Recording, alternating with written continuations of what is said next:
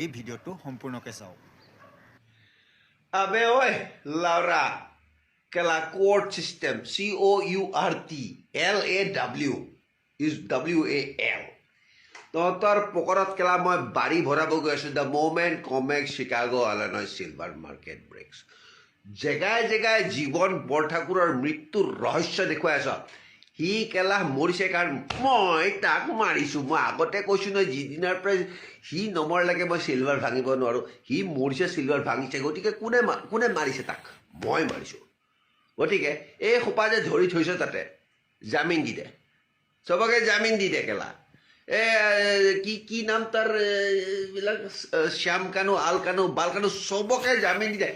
তাহাঁতৰ একো দুখ নাই। সি খাইছে মদ, ওপৰত খাইছে কেলা হেৰি এইটো কি ভায়েগ্ৰা, তাতে বিলা আনি সি মৰিব তাক মই